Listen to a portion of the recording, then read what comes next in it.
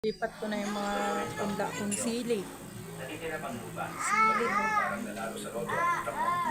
Ang tali. Na mga tubo na yung sili, oh. Ililipat ko na. Mas mura. 100,000 piso lang. Nililipat ka pagka malaki-laki na. Uy, Shelby. Hindi ka rin Tanggalin mo nga yun. Luto na yun. Ilipat mo yung kanin. nagkamali ka ng hindi. Ang sinasabi ko, 5,000. Anong klaseng presyo yan? 5,000? Ikaw. Ba't di ka na lang magnakaw? Eh, gusto ko pa rin pakuti. Yung mga bakanting lupa, nakatiwang-wang lang naman. 5,000, sobrang taas na nga yan. Pare-pareho lang tayo, taga-barangay. Nakakaawa kayo mga kapatid. Ikaw lang tapos Sige, yan eh. ibibigay ko na lang sa inyo. Yung patiit na yung kaldero. Anong kalokohan na naman? Hindi, alis na yun. Alisin ko rin yan. Nandiyan kayo yung pangkimpet. Pangkimpet nandiyan sa tindahan. Mga dito, tita. Ang gagawin niyo ba yun? Kumuha kayo ng Gawa ka mo. na pinungkalog sa grocer. Bigay niyo, ilagay niyo sa gilid. Gawin niyo parang bukid.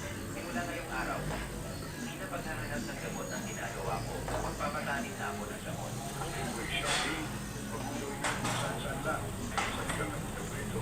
Kahit pa ito ay itutulog. Bakit magtatanim ka pa ng gamot yan? Oo nga, talaga. Nilalagyan ka Pera, din. hindi mo nakilala ang sarili. Pangit niya, nalalaglag. Isang bagsak ko ng Kaya pera. ako, nalalaglag lalo. Wala nang maraming salita. Bawat isang magtrabaho, 200 kada araw. May, magpa-register ka sa kapatid ko si Maricel Marcelo.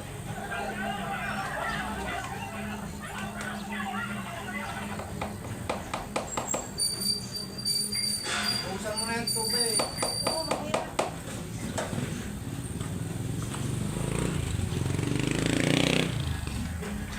Naayos na lahat ng benefactor. Nasa kotse na ang mga bitkin at mga punla.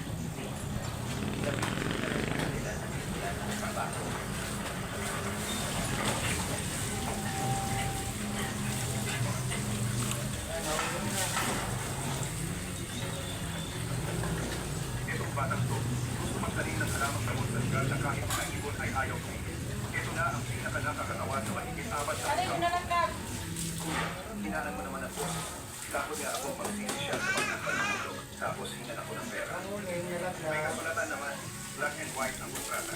Kung gusto niyang bawiin, pwede naman niya kunin pabalik. Ikaw ba? Chika na lang, pero parang walang pipi. Kuya, ang pinakakinakatakutan ko lang ay magbago Kahit ang niya, huwag mo nang Sa lulutin. totoo lang, noong panahon na yun, tayong dalawa ang nagputos sa tatay niya para pumirma. Kung marunong magbasa ang tatay niya, hindi yun pumirma. Tara, kaya kung malaman niya, ano naman gagawin niya? Bayan na lahat ng utang.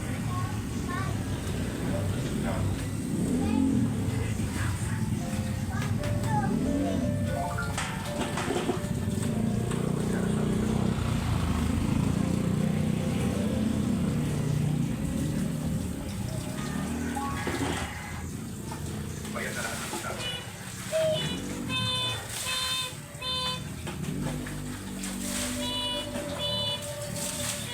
Congratulations bro. Talagang yaman na yaman yung may.